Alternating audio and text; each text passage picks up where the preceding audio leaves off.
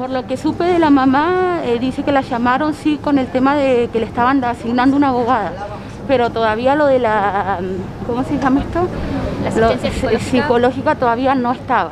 No había recibido. Y no tampoco no se sabía nada de lo de la cámara Gesell, así que eso también es lo que estamos peleando, que pronto pueda salir lo de la cámara Gesell para que salga la verdad a la luz. Se hizo, la primera denuncia se hizo en la comisaría de la mujer, sí, donde no le tomaron, o sea, directamente le tomaron los datos y de ahí la subieron a un patrullero y la llevaron a la comisaría Sexta. Y ahí le tomaron todos los datos a la mamá y a la nena, como sale. También las denuncias están publicadas en el FEI, en la denuncia donde hicimos públicamente en redes sociales. Y le tomaron todos los datos a ella, a la nena, lo que había pasado, le preguntaron también todos, como dicen, sin ningún protocolo ni resguardando a la víctima, y después la mandaron a la casa. Pasó una semana donde no habían datos de qué iba a pasar con el tema de la causa y entonces decidimos hacerlo público. Fue la única manera de que salga al aire, que también como habló la mujer ahí adentro, no sé cómo es que se llama, la que habló recién. ¿La concejal de Amico? Sí, la concejal de Amico, que ella habló, que espero que la próxima, si llegara a pasar algún caso o algo, que se hagan las cosas como corresponde, no hacerlas que tuvimos que hacerla pública para que todo se pueda saber y también pueda salir la otra víctima que ya venía callada 2 años. Así que nada, solamente esperando que salga la cámara Gesell y que se haga justicia y que el tipo que hizo este daño, Emilio Maldonado, vaya preso. ¿Qué le dirías a los funcionarios que manifestaron su apoyo a la ahora ex concejal?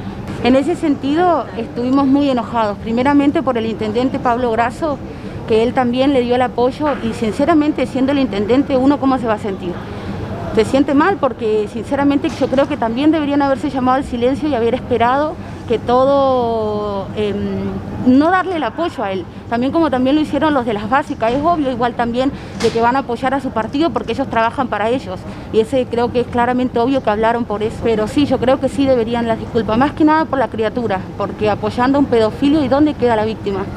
O sea, y es una criatura de 9 años que juega con las muñecas, todo, y el tipo le arruinó la vida.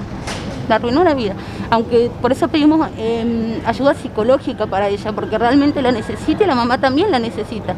¿En algún momento Emilio Maldonado se quiso conectar con la mamá? No se quiso contactar. Cuando mi sobrina habló habló el viernes, directamente la mamá decidió bloquearlo y hacer todo como corresponde y no escribirle. La mamá de Maldonado dijo que su hijo es incapaz de hacer esto, bueno, y lo enlazo también con lo que contabas de algunas acusaciones o que no les creen, ponen en duda las declaraciones de la menor. Esto fundamentalmente lo que ven ustedes, que vieron en las redes y que lo vemos todos. ¿Qué le dicen ustedes a la sociedad, a los vecinos de Río Gallegos? La mamá de la nena en el Facebook también publicó y ella se ve que ella tenía una relación ya de hace 6 años con Emilio Maldonado, después parece que se distanciaron un tiempo y cuando mi cuñada ya tenía 7 meses volvió de vuelta a tener una relación con él a través, bueno, de que ella también militaba en la misma básica y todo, y también compartían con la mamá de él, y ella en el Facebook, se pueden fijar en el Facebook de ella también le pide disculpas a la mamá porque dice que no es una mala persona, pero que ella es madre y que se pone en el lugar de la hija y que obviamente lo va a hacer legal porque la nena no miente, es lo que hemos hablado todos, pero es como yo digo, también nosotros averiguamos el tema del patrón del pedofilio y todo y parece muy bueno, todo también, yo sinceramente cuando me enteré no lo podía creer, porque él andaba por todas las casas ayudando a la gente, repartiendo víveres y uno dice, este hombre es un pan de Dios, pero a veces los pedofilios son un pan de Dios, pero por dentro no son lo que parecen, y sinceramente yo tampoco lo podía creer, pero le creo a mi sobrina. Y ese es...